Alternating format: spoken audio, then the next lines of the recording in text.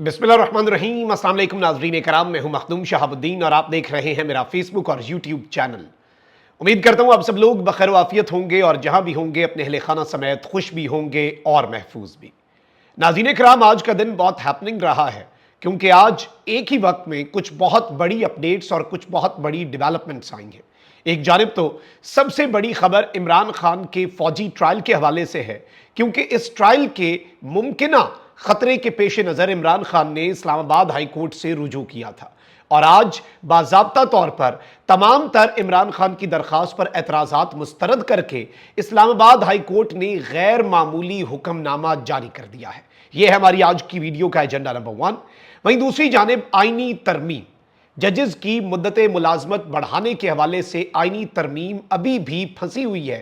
हुकूमत के वोट पूरे हैं तो फिर मसला क्या है? अंदर की खबर सामने आ चुकी है और किस तरह से इस वक्त क्लेम किया जा रहा है कि कौमी असम्बली में तो नंबर्स पूरे कर लिए गए हैं, which is very alarming for PTI कि पीटीआई के बंदे तो नहीं टूट चुके। तो वहीं दूसरी जानिब सेनेट में क्या मामला है, असल इशू क्या है और कितने नंबर्स इस वक्त कम है और ये नंबर्स इतने छोटा सा मार्जिन है जो कि पूरा भी किया जा सकता है, उस हवाले से भी डिटेल्स एजेंडा नंबर 2। वहीं दूसरी जानिब कप्तान के खिलाड़ियों की, कप्तान के एमएनएज की हथकड़ियां खुल गई हैं और खिलाड़ियों ने आज मैदान मारा है और गिरफ्तारी के बाद रात गए क्या सलूक होता रहा, शेर अफजल मरवत समेत दीगर जो हैं उन्होंने पिंडोरा बॉक्स खोल दिया है। सारी की सारी खबरें एक एक करके डिस्कस कर लेते हैं। इस वक्त ऑन ग्राउंड सूरत हाल यह है कि क्रैकडाउन अभी भी जारी है और जो गुस्सा है सिस्टम का वो आप सबके सामने है कि सिस्टम का गुस्सा उतरने का नाम नहीं ले रहा। पाकिस्तान तहरीक इंसाफ के एमएनए सादुल्लाह बलोच की बीवी, बेटी, खाला सबको उठा लिया गया और उसकी एक फुटेज भी आई है। सफेद वीगो डाला था इस मरतबा, लेकिन इसमें यह बताया जा रहा है कि एमएनए को 2 ऑफर्स की जा रही हैं।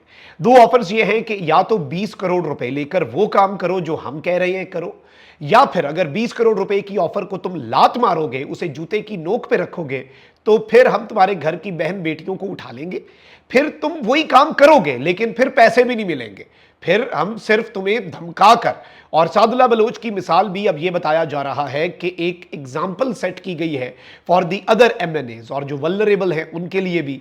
और इस वक्त सूरत हाल अच्छी खासी अलार्मिंग भी है, अच्छी खासी तशवीशनाक भी है।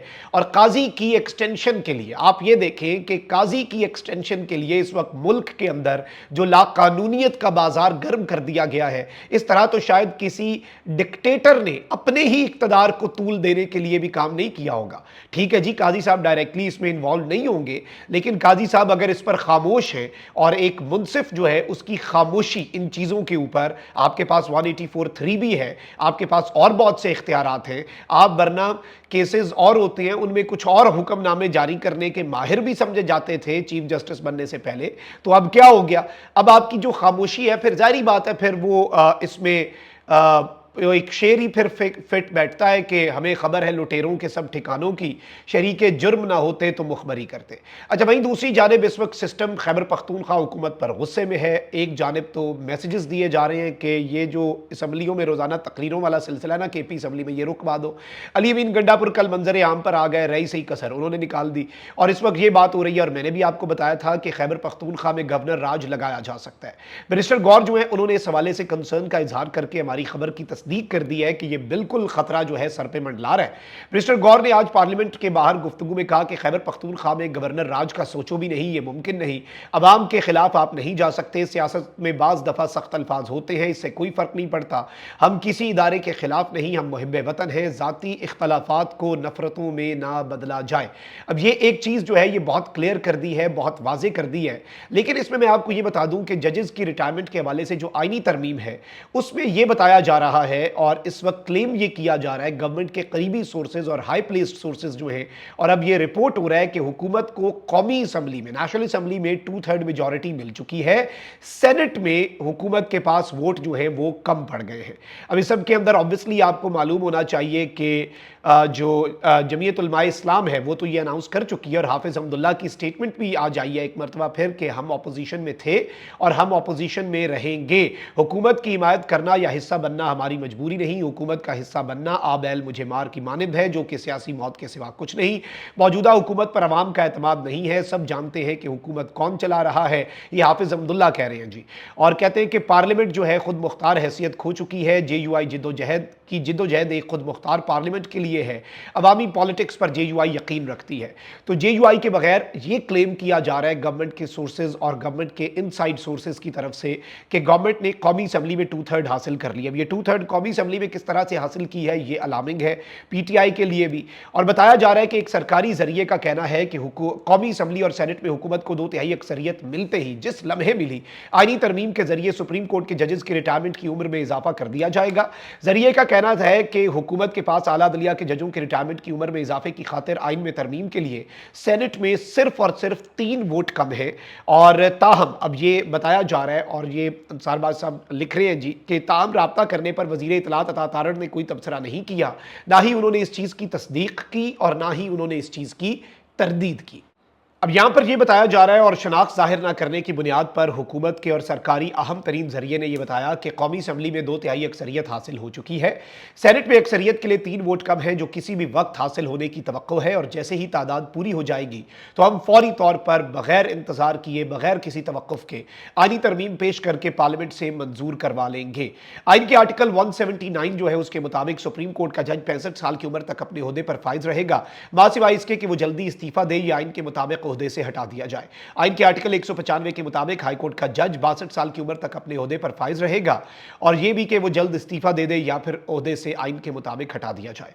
हुकूमत सुप्रीम कोर्ट के जजेस की उम्र की रिटायरमेंट की उम्र जो है वो 68 ईयर्स करने का इरादा रखती है। हाईकोर्ट की जजेस के मामले में रिटायरमेंट की उम्र 65 की जाएगी, और ऐसा आईनी तरमीम से ही मुमकिन होगा। चंद माह कबल वजीर कानून आजम नज़ीर तारड़ ने भी मीडिया को बताया था कि बिल्कुल जी ये गौर किया जा रहा है।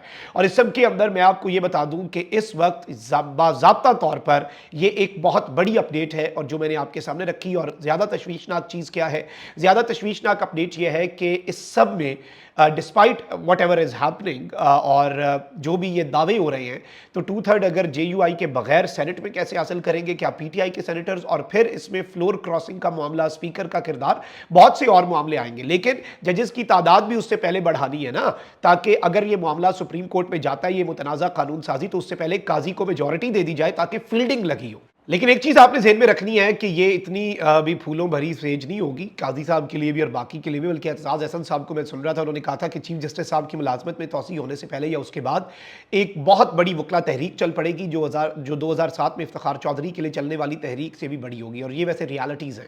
अच्छा, वहीं दूसरी जानिब तहरीक इंसाफ के गिरफ्तार अरकान जो हैं, उनके प्रोडक्शन ऑर्डर्स जारी थे। आज उन्हें कौमी असम्बली पेश किया जाना था। आज उनकी आमद से पहले पार्लियामेंट में सिक्योरिटी हाई अलर्ट कर दी गई, और जैसे ही PTI के अरकान पार्लियामेंट पहुंचे तो उन्होंने गाड़ी से निकलकर इमरान खान जिंदाबाद के नारे लगाए, वजीर आजम इमरान खान के नारे लगाए, और विक्ट्री का निशान भी बनाया। अब एक तरफ ये डेवलपमेंट है, तो वहीं दूसरी जानिब chief justice Islamabad high court Aamir Farooq और जस्टिस सिमन रिफत इम्तियाज पर मुश्तमिल डिवीजन बेंच ने PTI के गिरफ्तार रहनुमाओं से मुतल्लिक केस की समाअत की। पाकिस्तान तहरीक इंसाफ के गिरफ्तार रहनुमाओं के जिस्मानी रिमांड का फैसला मुअत्तल कर दिया। शुएब शाहीन की दरखास्त पर अदालत ने PTI के अरकान असम्बली जैन कुरैशी, शेर अफजल मरवत और शेख वकास अकरम के जिस्मानी रिमांड का ऑर्डर मुअत्तल किया। चीफ जस्टिस आमिर फारूक ने पूछा कि अगर हम कोई ऑर्डर करते हैं तो मुल्जिम जुडिशल हो जाएंगे, जिस्मानी रिमांड का ये ऑर्डर बरकरार तो नहीं रह सकता, लेकिन अगर हो गया तो क्या होगा। वकील दरखास्त गुजार ने कहा कि अदालत को ज्यादा लंबा जिस्मानी रिमांड नहीं देना चाहिए। ट्रायल कोर्ट ने अपने ऑर्डर में रिमांड की वजूहात भी नहीं लिखी। अब इस सब के अंदर ये एक अहम तरीन डेवलपमेंट थी, और ये एक इनका जो रिमांड मनसूख हुआ है, ये एक इंपॉर्टेंट और अच्छी अपडेट है। और प्रोडक्शन ऑर्डर्स पर PTI के गिरफ्तार अरकान जो है वो पार्लियामेंट हाउस तो पहुंचे, लेकिन वहां पर जो बातें हुई वो बड़ी दिलचस्प हैं। शेर अफजल मरवत ने सारे कट्टे खोले हैं। कहते हैं कि जी जब जिस्मानी रिमांड है तो उस सब के अंदर DIG ने शेर अफजल मरवत को क्या कहा, एक सिटिंग MNA को, कि जी जिस्मानी रिमांड के दौरान भागने वाले को ना पुलिस मुकाबले में मार दिया जाता है, और साथ अपना पिस्तौल रखा हुआ था। तो शेर अफजल ने ये आकर बताया है पार्लियामेंट में कि मैंने फिर DIG को जवाब दिया कि हम पठान तो मुसल्लियों पर बिस्मिल्लाह भी नहीं पढ़ते और मार देते हैं, हम तो सोचते भी नहीं है। तो ये जरा तुम भी ज़हन में रखना, अगर ऐसे है ना तो फिर ऐसे ही सही। ये एक बहुत अहम तरीन डेवलपमेंट है जो आपके सामने रखी है। अब जरा आ जाते हैं इमरान खान साहब के हवाले से, और इमरान खान साहब का जो केस है मिलिट्री कोर्ट्स में क्या जा सकता है या नहीं, ये सबसे बड़ी आज के दिन की अपडेट है। इस्लामाबाद हाई कोर्ट ने इमरान खान का मिलिट्री ट्रायल जेरे गौर होने या ना होने से मुतल्लिक विफाकी हुकूमत से वाज़ेह जवाब तलब कर लिया है। यानी कि अब वाज़ेह तौर पर हुकूमत को लिख कर देना पड़ेगा कि क्या इमरान खान का मिलिट्री कोर्ट्स में ट्रायल जो है वो जेरे गौर है या नहीं। बानी पीटीआई इमरान खान की मुमकिना मिलिट्री हिरासत और ट्रायल के खिलाफ दरखास्त पर समाअत इस्लामाबाद हाई कोर्ट के जस्टिस मियां गुल हसन औरंगजेब ने की, जहां इमरान खान के वकील और एडिशनल अटॉर्नी जनरल ने अदालत में पेश होकर दलाइल दिए। दरखास्त पर समाअत करते हुए जस्टिस मियां गुल हसन औरंगजेब ने रिमार्क्स दिए कि इमरान खान एक सिविलियन है, सिविलियन का मिलिट्री ट्रायल दरखास्त गुजार और अदालत के लिए बाइसे फिक्र है। जस्टिस मियां गुल हसन ने कहा कि वकील दरखास्त गुजार कहते हैं कि डीजी आईएसपीआर की तरफ से बयान आया है, अगर ऐसा है तो फेडरेशन की तरफ से वाज़ेह मौक़िफ़ आना चाहिए। आज हम कह दें कि अभी कुछ नहीं, कल आप मिलिट्री ट्रायल का ऑर्डर ले आए, फिर क्या होगा। विफाकी हुकूमत से हिदायत लेकर सोमवार को अदालत को वाज़ेह जवाब दें, क्लियर जवाब दें। इस मौके पर एडिशनल अटॉर्नी जनरल ने सदा की कि पहले दरखास्त पर आयद एतराज़ात का फैसला कर लिया जाए, जिस पर जस्टिस मियां गुल हसन ने कहा कि मैं दरखास्त पर रजिस्ट्रार ऑफिस के एतराज़ात दूर कर रहा हूं। अदालत ने कहा कि सुप्रीम कोर्ट का फौजी अदालतों में सिविलियन के ट्रायल से मुतल्लिक फैसला मौजूद है। जवाब दें कि क्या बानी पीटीआई की मिलिट्री ट्रायल का मामला जेरे गौर है। अगर ऐसा कुछ ना हुआ तो दरखास्त गैर मौसर हो जाएगी, अगर ऐसा कुछ जेरे गौर हुआ तो फिर हम इस केस को सुनकर फैसला सुनाएंगे। एतराज़ात दूर करते हुए रजिस्ट्रार ऑफिस को दरखास्त पर नंबर लगाने की हिदायत कर दी। अदालत ने विफाकी हुकूमत से जवाब तलब करते हुए केस की मजीद समाअत 16 सितंबर तक मुलतवी कर दी। मंडे को अब यह केस होगा। इमरान खान सिविलियन है, वुज़रा की तरफ से उनके मिलिट्री ट्रायल की धमकी दी गई। सिविलियन का मिलिट्री ट्रायल अदालत के लिए बाइसे फिक्र है। ये जो बात की है आज जस्टिस मियां गुल हसन औरंगजेब ने, ये एक बहुत बड़ी डेवलपमेंट है और ये इस जानिब भी इशारा है कि अगर अभी ये जवाब दे भी दे कि जी अभी ज़ेरे गौर नहीं है, आइंदा कभी हुआ और दोबारा इमरान खान साहब को अगर मिलिट्री कोर्ट में उठा भी लिया तो अदालत का माइंड आप समझ लें कि अदालत के लिए ये बाइसे फिक्र है कि किसी सिविलियन का ट्रायल जो है वो मिलिट्री कोर्ट्स में हो। तो ये बहुत बड़ी खबर है। अपना बहुत ख्याल रखिए। पाकिस्तान जिंदाबाद।